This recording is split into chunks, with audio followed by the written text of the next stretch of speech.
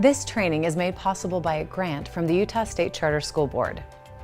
On behalf of the Utah Association of Public Charter Schools, welcome to this training on questions to ask at your board meetings. The work of a charter school board focuses on how well the school is doing. Charter school boards can determine how well the school is doing by asking questions, and good questions. Governing boards need to have a proper relationship with the school leader. That is accomplished by understanding that authority and accountability go hand in hand. You cannot separate them. When you take authority away from the school leader, you also remove the accountability the school leader has to the governing board. When school leaders have authoritative influence over their decisions, they will feel a sense of responsibility and can better be held accountable. Successful accountability leads to successful goal achievement. When reasonable people are working toward common goals within established parameters, it is more important that the right person makes the decision than the right decision be made. When authority is given to the school leader, boards need to understand that perfection is rarely attainable. Governing boards should expect the school leader to take ownership of decisions, personal accountability for results, and implementation consistent with the school's charter.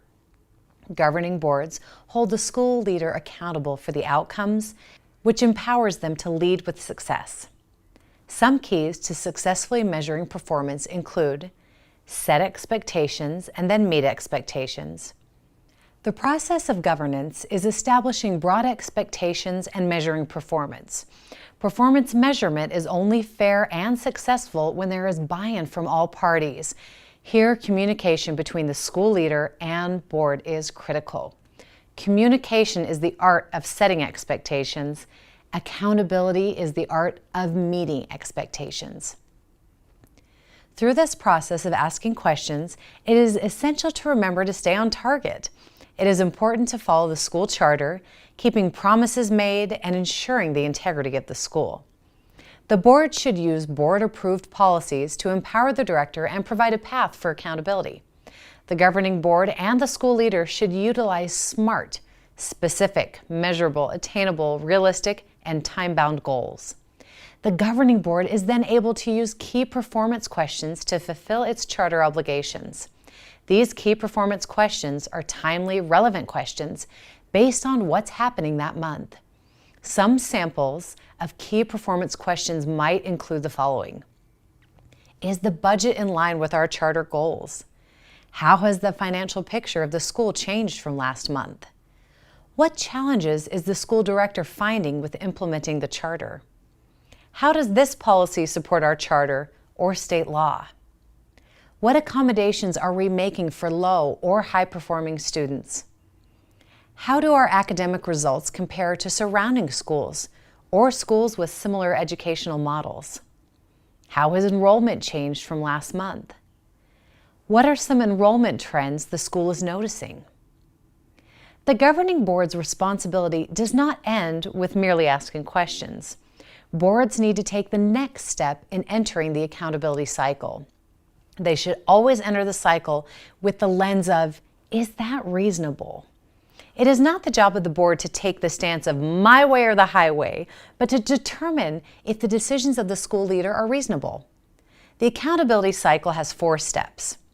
After asking the question, it is important in step 1 to assess the answer. We need to collect, analyze, and assess the available evidence supporting the answer. This can be done through direct inspection, available data reports, and performance audits. Step 2 allows us to communicate the data. During this phase, we share evidence discovered with all stakeholders through a deliberate and participatory engagement process. Step 3 requires the board to begin using the data to monitor the effects of strengthening of policies, practices, and accountability structure to support sustained charter school performance. During Step 4, board members empower the school leader to apply a range of incentives or disincentives to advance progress toward the charter school performance. Public charter school boards have significant responsibilities and only a limited amount of face-to-face time to fulfill them. Boards may have an average of only 20 hours per year to meet formally, yet they are still required to set the school's direction, ensure academic achievement, secure resources, plan strategically, and provide appropriate oversight of school operations. This is why it is so critical for school board meetings to be efficient, substantive, and productive, and why boards must be strategic in utilizing the accountability cycle. Great board meetings are often characterized by great discussions on important issues, but they rarely happen by chance.